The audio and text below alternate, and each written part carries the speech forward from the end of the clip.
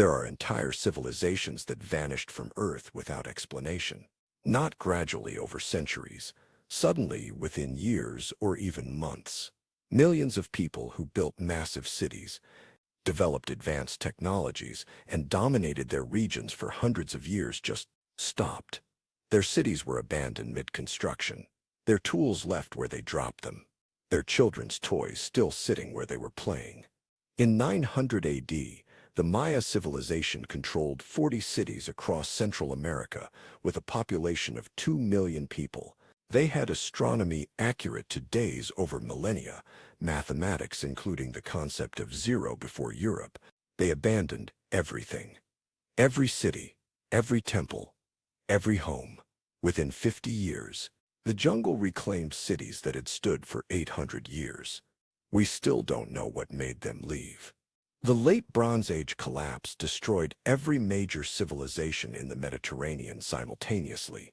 The Hittite Empire, Mycenaean Greece, the Kassite dynasty of Babylon, the Egyptian New Kingdom, all collapsed within 50 years. Cities burned. Trade networks disintegrated. Writing systems were forgotten. The world lost 90% of its population in some regions. Historians call it the worst disaster in ancient history and can't agree on what caused it. In 1450 AD, the Khmer Empire that built Angkor Wat, the largest religious monument ever constructed, was suddenly abandoned. A city of 1 million people, larger than any European city of that era, with waterworks so sophisticated they're still not fully understood. The temples remained. The reservoirs still held water. And nobody wrote down why. But here's what should terrify you about these disappearances. These weren't primitive tribes that got wiped out by disease or conquered by enemies.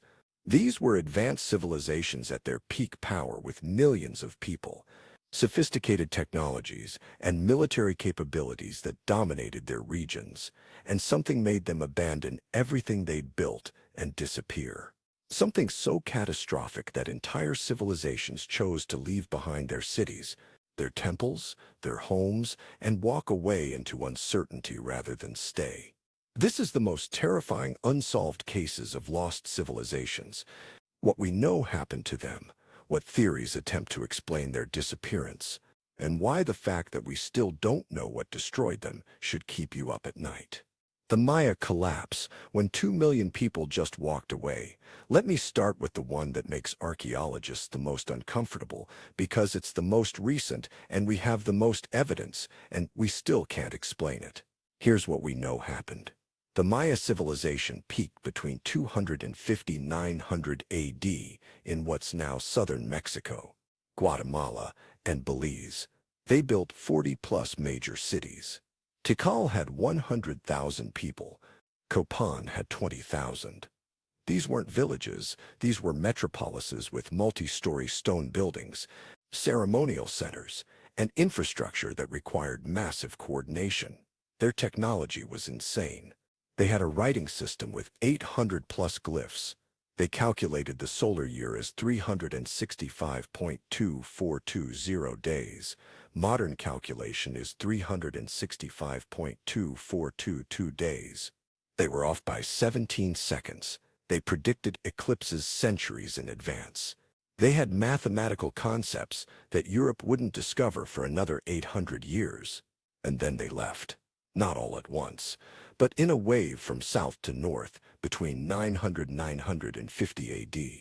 Cities that had been continuously occupied for 800 years were abandoned within a generation. Construction projects stopped mid-build. Monuments half-carved. Palaces left empty. Within 100 years, the jungle had swallowed cities that had housed millions. But here's what makes this terrifying. They didn't leave because of conquest. There's no evidence of warfare or invasion. They didn't leave because of plague. Skeletal remains don't show epidemic diseases. They didn't leave because they died. The population didn't disappear. It relocated. They chose to abandon their cities and walk away from everything they'd built. The theories are all disturbing in different ways. Climate data shows a series of droughts between 800 and 1000 AD. Maybe they ran out of water and their agricultural system collapsed. But sophisticated civilizations adapt to drought. They don't just leave. Another theory says political instability and warfare between city-states destabilized the region. But warfare doesn't explain why everyone left rather than someone conquering and occupying the cities. The most unsettling theory is systemic collapse. Their population grew too large for their agricultural capacity. Their slash-and-burn farming depleted the soil. Droughts made it worse. Food shortages caused political instability, which caused warfare which disrupted agriculture further. A cascade of failures that fed on itself until the entire civilization collapsed from the inside. They didn't leave because of one catastrophe. They left because their entire system stopped working. And staying meant dying. Here's why this should terrify modern society. The Maya weren't stupid or primitive. They had sophisticated knowledge, complex bureaucracies, and centuries of accumulated wisdom, and they still couldn't prevent systemic collapse. When their interconnected systems started failing, the failures cascaded faster than they could adapt. Within 50 years, one of the most advanced civilizations in the Western Hemisphere ceased to exist as a unified culture. That's not ancient history. That's what happens when complex systems fail faster than societies can adapt. And looking at our interconnected global systems, food, water, energy, climate, economy, you start to wonder what the modern equivalent of abandoned Maya cities looks like. The Bronze Age collapse. When the entire world ended okay. So the Maya collapse is disturbing, but it's nothing compared to what happened in 1200 BC, when every advanced civilization in the Mediterranean collapsed simultaneously. This wasn't one civilization falling. This was the entire known world ending within 50 years. Here's the situation before the collapse. The Late Bronze Age was the peak of ancient civilization. The Hittite Empire controlled modern Turkey. Mycenaean Greece dominated the Aegean. Egypt ruled North Africa and the Levant. These weren't isolated societies. They traded extensively, exchanged diplomatic letters, and had interconnected economies. We have letters from Egyptian pharaohs to Hittite kings, discussing trade deals and military alliances. Then, between 1200 to 1150 BC, everything fell apart. The Hittite Empire disappeared completely. Their capital Hattusa was burned and abandoned. Mycenaean Greece collapsed. 80% of settlements were destroyed or abandoned.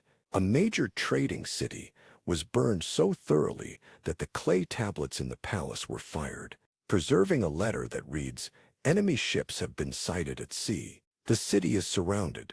My food supplies are gone. All is lost." Egypt survived, but barely.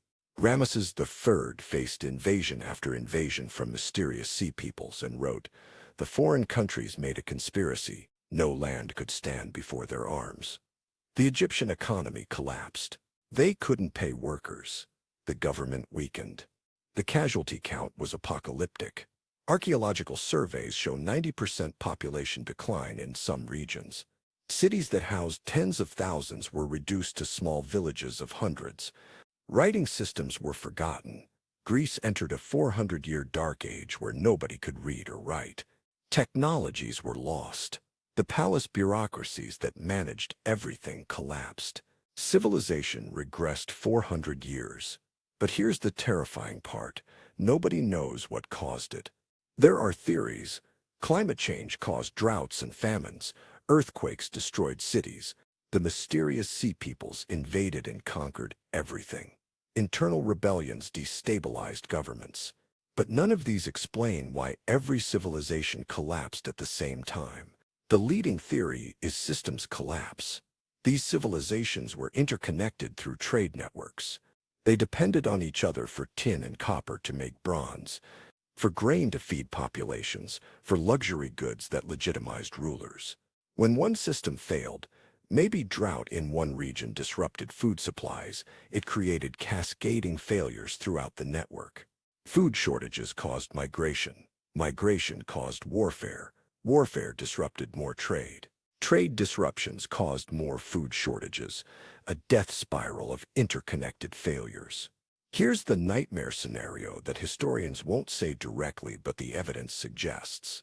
The Late Bronze Age created a globalized, interdependent world. When that system started failing, the complexity and interconnection that made it powerful also made it fragile. Small failures cascaded into systemic collapse because everything depended on everything else. The very sophistication that created Bronze Age civilization also destroyed it. And if that sounds familiar, it should. Our modern globalized economy is more interconnected than Bronze Age trade networks. We depend on complex supply chains for food, energy, medicine, keys, and technology. We have just-in-time delivery systems with no redundancy. When COVID-19 disrupted supply chains in 2020, toilet paper vanished from stores and hospitals ran out of masks. That was a minor disruption. Imagine what happens when multiple systems fail simultaneously. The Bronze Age collapse proves that advanced civilizations can fail catastrophically and suddenly, not gradually over centuries within a generation, and the interconnection that creates prosperity also creates vulnerability. The late Bronze Age cities didn't have time to adapt. Neither would we.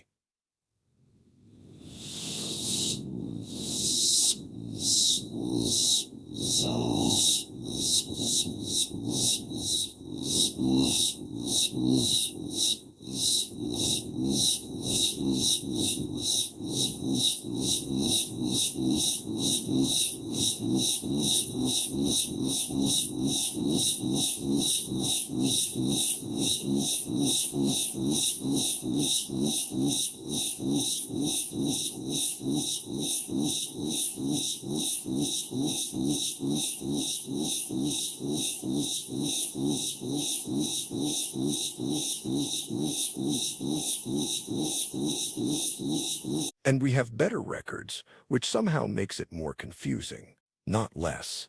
Angkor was the capital of the Khmer Empire from 800 to 1450 AD. At its peak in the 1100s, Angkor was the largest pre-industrial city in the world. Population estimates range from 700,000 to 1 million people. That's larger than London, Paris, or any European city. The urban area covered 1,000 square kilometers. Manhattan is 59 square kilometers. Angkor was 17 times larger than Manhattan. The engineering was incredible.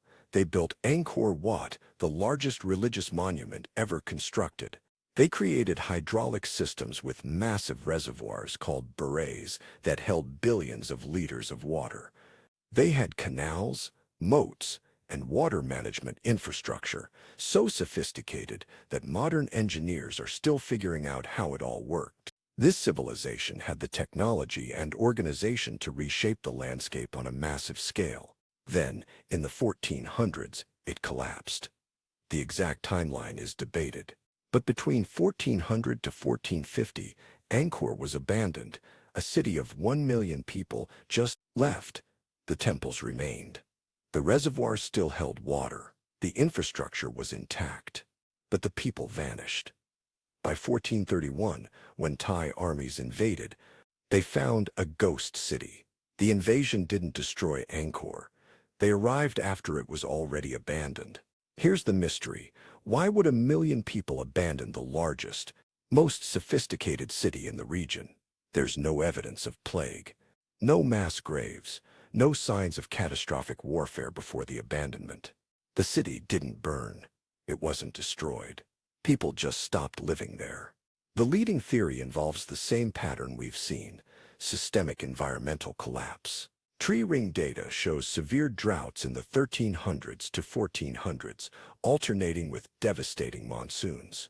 The hydraulic systems that made Angkor possible, all those canals and reservoirs, were designed for stable climate patterns. When the climate became unstable, the water management system stopped working. Droughts meant not enough water. Monsoons meant too much water and flooding that damaged infrastructure. But there's a darker possibility.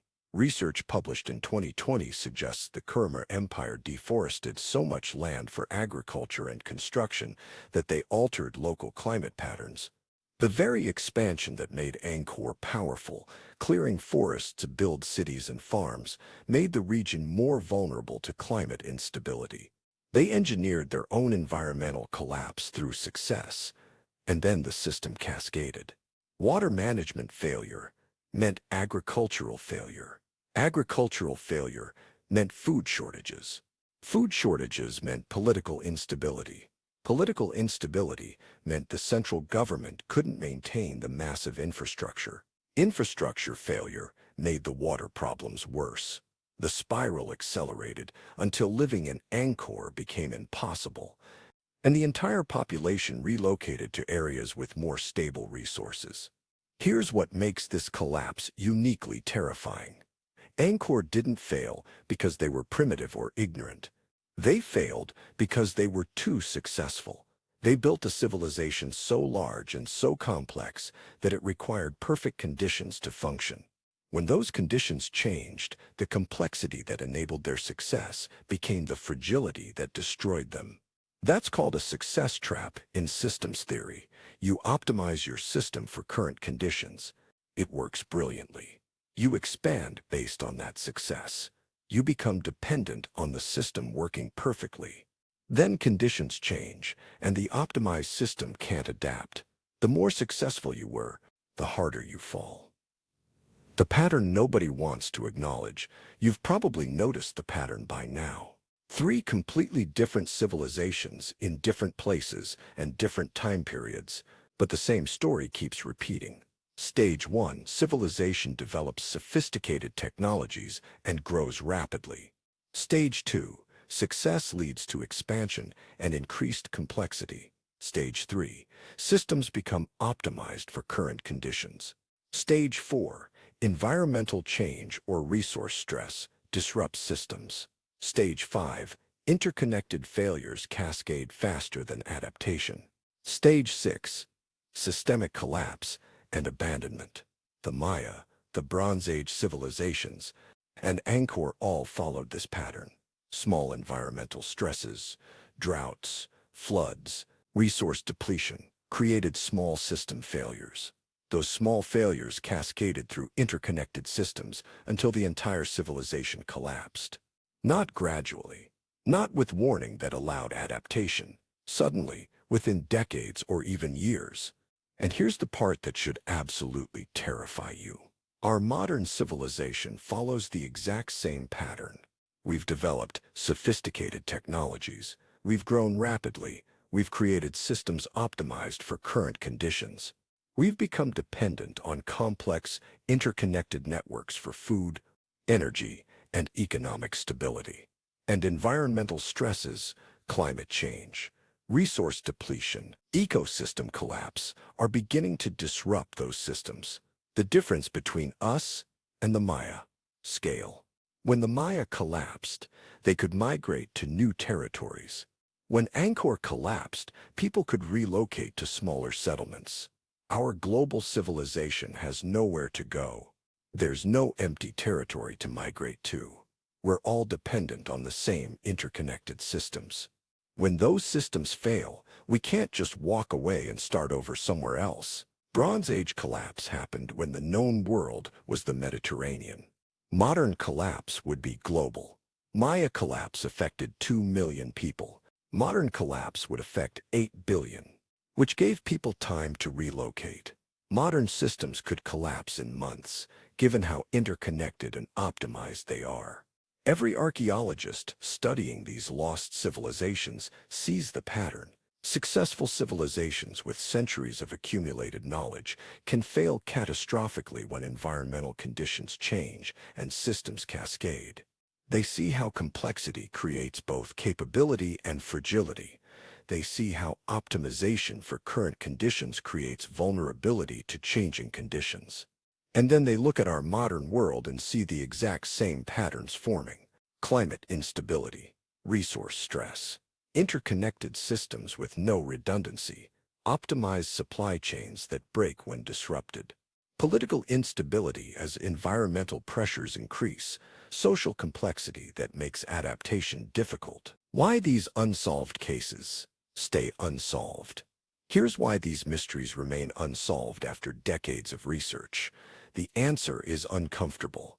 We want to believe civilizations fall because of specific causes we can identify and avoid: conquest, disease, natural disaster. If we can point to a specific cause, we can protect ourselves from it, build better defenses, develop better medicine, create better infrastructure. But the evidence says civilizations fall because of systems complexity that becomes fragile when stressed. You can't defend against that. You can't vaccinate against systemic cascade failures. You can't build walls against the complexity and interconnection that make modern civilization possible, but also make it vulnerable. The Maya didn't fall because they were stupid. They fell because their success created systems too complex to maintain when conditions changed. The Bronze Age didn't collapse because of a single catastrophic event. It collapsed because interconnected systems created cascade failures that nobody could stop. Angkor didn't fail because they lacked technology. They failed because their technology required conditions they could no longer maintain. These cases stay unsolved because the real answer, systemic collapse, driven by complexity and environmental change, is an answer nobody wants to hear. Because that answer applies to us, right now, and unlike ancient civilizations, we can't just abandon our cities and walk away. We're living in the same pattern they lived in. These aren't ancient mysteries with no relevance to modern life. They're case studies in how civilizations collapse. The fact that we still call them unsolved says more about what we refuse to acknowledge than what we don't know. The civilizations vanished because their systems failed faster than they could adapt. That's the answer. It's been the answer all along. We just don't like it because it applies to us. And that's the most terrifying part of all.